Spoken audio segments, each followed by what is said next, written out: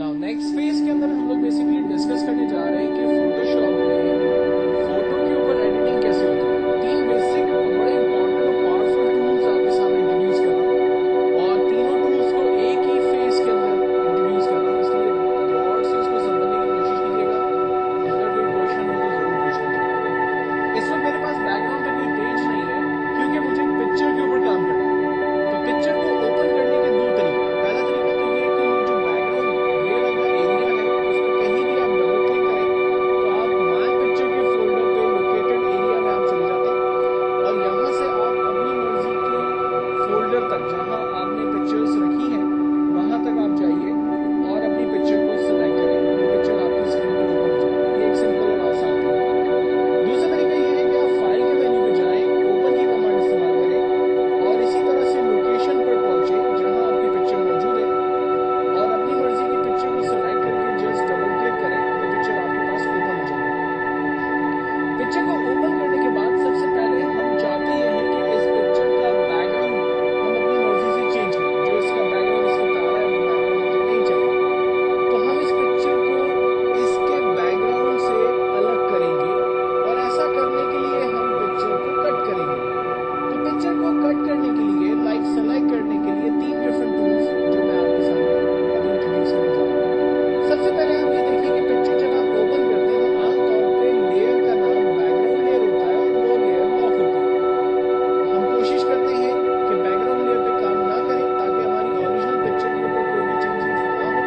हम इस पिक्चर की राइट क्लिक करके डुप्लीकेट बनाते हैं, ओके करते हैं और ओरिजिनल पिक्चर की लेयर को ऑफ कर देते हैं। अब जो पिक्चर मेरे पास आ रही है वो ओरिजिनल पिक्चर की डुप्लीकेट आ रही है जिस पर मैं काम करने जा रहा हूँ। हम लोग चलते हैं इस वक्त पिक्चर को सिलेक्ट करने के लिए। सिलेक्शन के लिए हमारे पास तीन डिफरेंट टूल्स मौजूद हैं। पहला है लूजी, दूसरा है पॉलीगन और तीसरा मैग्नेटिक टूल।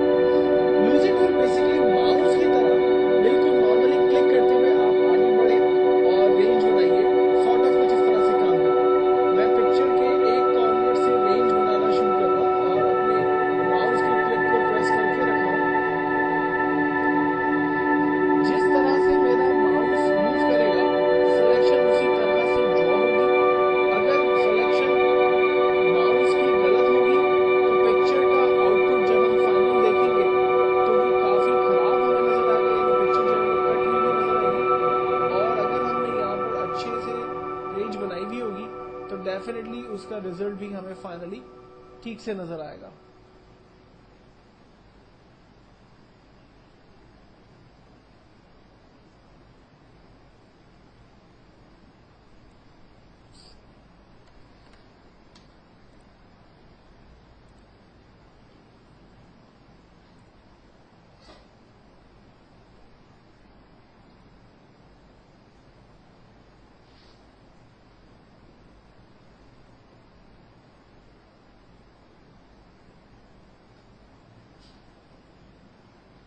इस वक्त थोड़ा सा क्विक रेंज बनाने की कोशिश कर रहा हूं।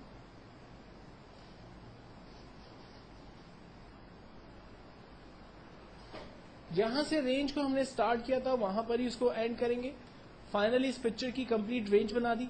रेंज बनाने के बाद कंपलसरी है कि आप मूव का टूल सेलेक्ट करें और फाइल में जाकर एक न्यू पेज क्रिएट करें। लाइक मैं एक नया पेज नॉर्मली 8.5 बाय 11 इंच यानी लेटर साइज पेज ले रहा हूं और ओके कर रहा हूं। अपने इस ब्लैंक पेज पे पिक्चर को लाने के लिए मूव टूल की मदद लेते हुए हम जस्ट पिक्चर को ड्रैग करेंगे एक पेज से दूसरे पेज पर, तो आप देखें पिक्चर की कॉपी हमारे नए पेज पर आ जाएगी। पिक्चर की जिस तरह से हमने रेंज बनाई थी उस तरह से इसकी रेंज आ गई। कंट्रोल टी ट्रांसफॉर्म का टूल है, पहले ही मैं आपको बता चुका हूं। इसकी मदद लेते हुए हम पिक्चर की साइज को बड़ा कर सकते हैं। आप देखें पिक्चर की सिलेक्शन में हमने कुछ मिस्टेक्स की थी। जूम टूल लेकर पिक्चर की साइज को बड़ा करते हैं और इसको बेहतर तौर पर समझने की कोशिश करते हैं। यहां पर देखें पिक्चर की सिलेक्शन जो है वो रॉन्ग हुई है, जिसकी वजह से इसके जो फाइनल इफेक्ट्स हैं या फाइनल रिजल्ट है वो ठीक से नहीं आ रहे हैं। एनीवेज हम पिक्चर के दूसरे टूल्स की तरफ चलते हैं। सिलेक्शन जूम टूल की मदद लेते हुए फिट टू स्क्रीन करते हैं और इस पेज की साइज को नॉर्मल करते हैं, मिनिमाइज करते हैं और अपने पहली वाली पिक्चर पर दोबारा चलते हैं। कंट्रोल डी की मदद से इसकी रेंज को खत्म करते हैं और अब लूजी टूल की जगह पॉलीगन टूल से काम करते हैं। पॉलीगन टूल के अंदर अच्छी बात यह है कि ये लाइनों की तरह रेंज बनाता है।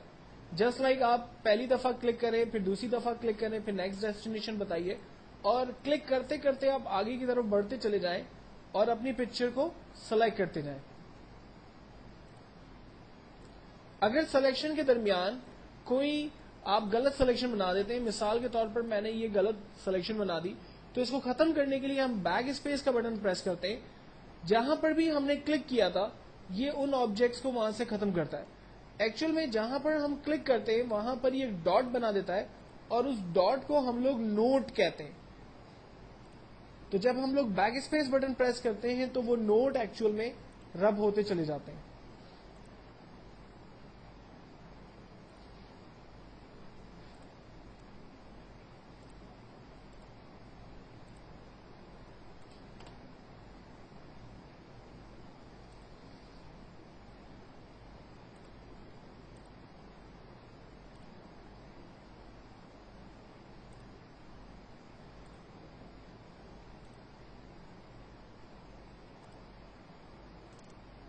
ना मैंने जहां से रेंज स्टार्ट की थी वहीं पर इसको एंड किया, एरो का टूल सेलेक्ट किया, पेज को रीस्टोर करते हैं, जो ब्लैंक पेज हमने मिनिमाइज किया हुआ था उसी को दोबारा ओपन करते हैं और अपनी इस लेयर को टेम्परेरी तौर पर हाइड कर देते हैं।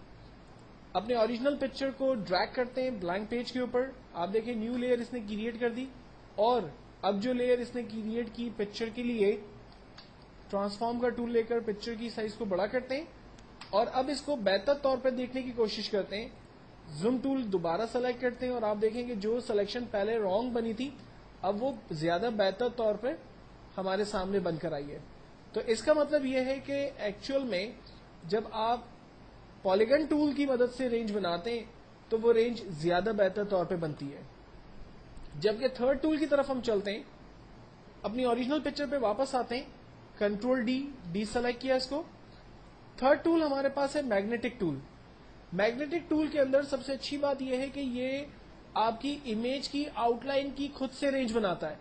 लाइक मैंने इसका स्टार्ट पॉइंट बताया और मैं बगैर क्लिक किए इसकी आउटलाइन के ऊपर से स्लोली मूव कर रहा हूं, आप देखेंगे रेंज खुद ब खुद बना रहा है, मुझे कुछ कहीं क्लिक करने की जरूरत नहीं है। लेकिन इसका यह मतलब भी नहीं है कि आप क्लिक नहीं कर सकते। अगर मिसाल के तौर पर रेंज बनाते वक्त अगर कंप्यूटर कुछ गड़बड़ करता है तो आप अपनी मर्जी से रेंज क्रिएट कर सकते हैं। आमतौर पे जब बहुत ज्यादा ज्वेलरी या शरारा आमतौर पे ड्रेस के अंदर जब होगा तो कंप्यूटर उस वक्त रेंज को खुद से स्किप करता है और वो बाज़ औक़ात गलत रेंज की तरफ चला जाता है।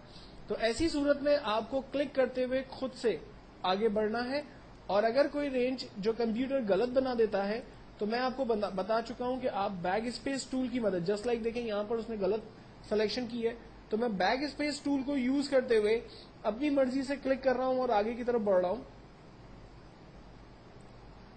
और एहतियात से मैं इस पूरी ज्वेलरी को ठीक से रेंज में लेने की कोशिश कर रहा हूं।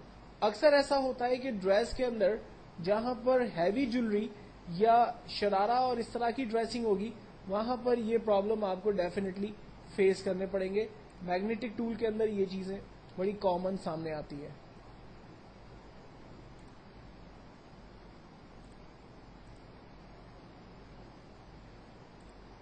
अगर इस पिक्चर की जगह कोई ऐसी पिक्चर होती कि जो पैंट शर्ट शलवार कमीज हो, like this type of picture होती, तो उसकी रेंज बहुत ज्यादा अच्छे तरीके से और आसानी से बन जाती।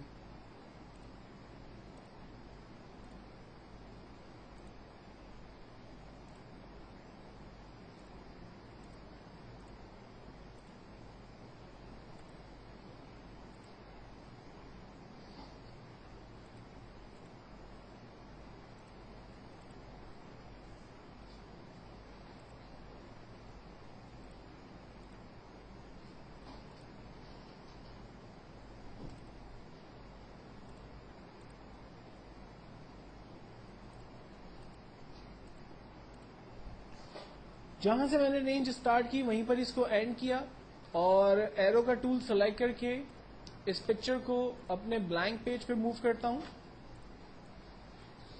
ये देखें, अब चूंकि कॉर्नर्स इसके ठीक नहीं है सिलेक्शन में, तो मैं इस पिक्चर को पेज के बाहर से रखते हुए इसकी रेंज बनाता हूं। राइट, और ये सिलेक्शन हमारे सामने है। तो 3 डिफरेंट टूल्स मैंने आपके सामने इंट्रोड्यूस किए और इन तीनों के आपको कॉन्सेप्ट्स मैंने बताए। पिक्चर की सिलेक्शन इस वक्त बहुत अच्छे से नहीं हुई है, इसमें फिनिशिंग नहीं है इसकी सिलेक्शन के वक्त। तो अब हम और क्या बेहतर तरीका इस्तेमाल करें कि पिक्चर जो है वो बिल्कुल परफेक्ट कट हो, उसकी सिलेक्शन बिल्कुल परफेक्ट हो, उसके लिए क्या तरीके इस्तेमाल होंगे, ये चीजें मैं नेक्स्ट फेज में आपके साथ डिस्कस करूंगा।